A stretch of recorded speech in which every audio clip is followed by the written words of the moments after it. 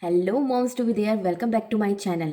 I am in my 6 month of pregnancy. अगर आप भी 6 मंथ प्रेग्नेंट हैं तो ये बातें आपको ज़रूर पता होना चाहिए कि सबसे पहले कि आपके बच्चे का कितना वज़न होना चाहिए, 6 मंथ पे आते आते एट द एंड कितना वज़न होना चाहिए, और कौन से टेस्ट आपको 6 मंथ में करवाने होते हैं, और आपके बॉडी में क्या क्या चेंजेस आते हैं और क्या क्या आपको करना चाहिए। कुछ प्रॉब्लम्स भी आती है, उसके बारे में भी हम बात करेंगे। एंड प्लीज़ मेरे चैनल को लाइक एंड सब्सक्राइब ज़रूर कीजिएगा, और इन्फॉर्मेटिव लगे तो शेयर भी ज़रूर कीजिए। तो सबसे पहले हम बात कर लेते हैं बच्चे की ग्रोथ के बारे में।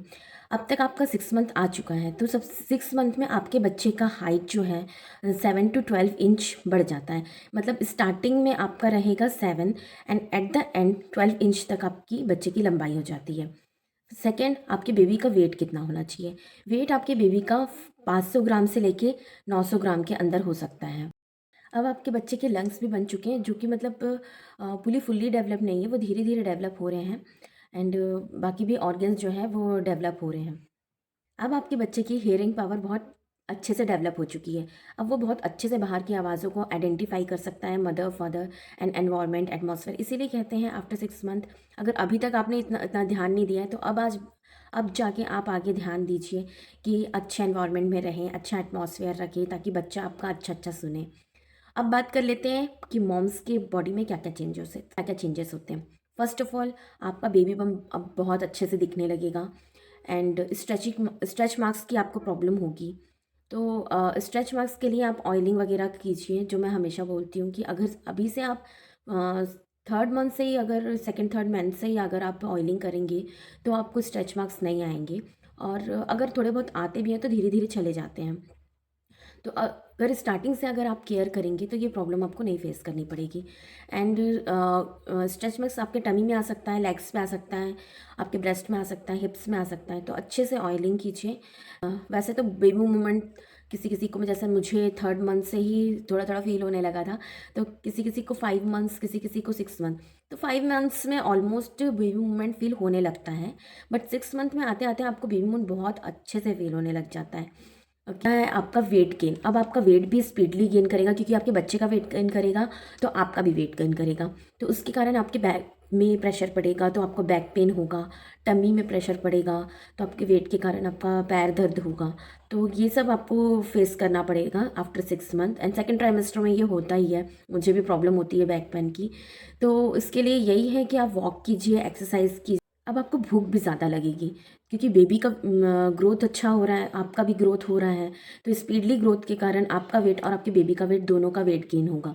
तो इसके कारण आपको बैक पेन हो सकता है, आपको आपके लेग में पेन हो सकता है, और भूख ज़्यादा बढ़ जाती है, क्योंकि आपको और आपके बेबी को जो दोनों को भूख लगती है। तो आप अच्छा अच्छा खाइए, थोड़े थोड़े इंटरवल में खाइए। और 6 मंथ में आते आते आपको कॉन्स्टिपेशन की भी प्रॉब्लम हो जाती है, क्योंकि आपका बेबी बम बढ़ रहा है तो उसका प्रेशर आपके पेट में पड़ता है, तो फिर आपको पाचन के लिए भी थोड़ी सी प्रॉब्लम होती है। तो हेल्दी खाइए, फ्रूट्स खाइए, फाइबर वाली चीज़ें खाइए, ताकि आपको कॉन्स्टिपेशन ना हो और टमी को रिलैक्स मिले। एंड थोड़े थोड़े इंटरवल में इसलिए खाइए, क्योंकि एकदम से आप खाएंगे तो आपको वोमिटिंग की भी प्रॉब्लम हो सकती है। तो क्योंकि अभी आपका डाइजेशन थोड़ा वीक हो जाता है, क्योंकि वो प्रेशर आपका पेट, बेबी का बम जो है वो ले लेता है। तो वो उस प्रेशर के कारण स्टमक पे आपको बहुत ज़ोर पड़ता है। तो आप थोड़े थोड़े इंटरवल में खाइए। एंड लिक्विड ज़्यादा लीजिए, जैसे नारियल पानी हो गया, आपका जूसेस हो गए, फ्रूट्स हो गए, आप ये सब ज़्यादा खाइए। अब बात कर लेते हैं कौन कौन से टेस्ट होते हैं। तो सबसे पहला होता है कंप्लीट ब्लड काउंट, यानी सीबीसी। इसमें आपका हीमोग्लोबिन चेक किया जाता है कि अगर आपका 11+ है तो वेल एंड गुड, अगर कम है लाइक 8 to 10 है तो आपको गाजर, चुकंदर, मतलब जितनी भी हीमोग्लोबिन बढ़ाने वाली चीज़ें हैं, बीट रूट वगैरह, ये सब खानी चाहिए, ताकि आपका ब्लड अच्छे से रहे, हीमोग्लोबिन आपका बढ़ बढ़ जाए। है आपका शुगर टॉलरेंस टेस्ट। इसमें आपका शुगर लेवल चेक किया जाता है कि आपको गैस्ट्रिशियन डायबिटीज़ तो नहीं है, जो प्रेगनेंसी में हो जाती है कई लोगों को। तो इसमें आपको एक ब्लड सैंपल लिया जाता है एम्प्टी स्टमक। देन आपको आफ्टर 1 आवर एक लिक्विड ग्लूकोज पिलाया जाता है। एंड उसके बाद एक सैंपल लिया जाता है, आफ्टर 2 आवर्स एक और सैंपल लिया जाता है। एंड उसी के पैरामीटर के अकॉर्डिंग आपका टेस्ट होता है कि आपको डायबिटीज़ है या नहीं है, आपका शुगर लेवल किस पैरामीटर में आता है।